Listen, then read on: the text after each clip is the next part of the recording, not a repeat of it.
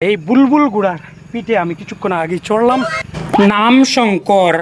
দীর্ঘ কয়েক বছর ধরে তিনি গ্রামে গ্রামে বাজারে বাজারে আখের রস বিক্রি করে জীবিকা নির্বাহ করেন।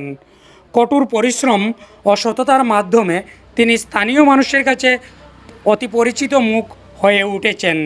তার এই পথ চলার অন্যতম সঙ্গী একটি গুড়া, যাকে তিনি আদর করে নাম রেখেছেন বুলবুল।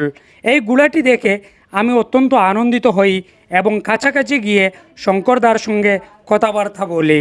আজ থেকে কয়েক বছর আগে যখন গাড়ি ঘোড়া ছিল না, তখন এই ঘোড়া ছিল মানুষের একমাত্র বাহন, কিন্তু কালের স্রোতে এসব কিছু হারিয়ে যেতে চলেছে।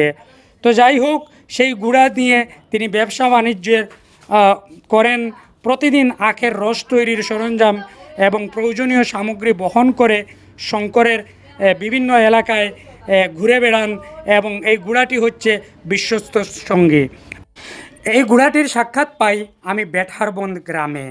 আপনারা কেউ কি এই গরমের সিজনে শঙ্করদার কাছ থেকে আখের রস খেয়ে তৃপ্তি জুগিয়েছেন?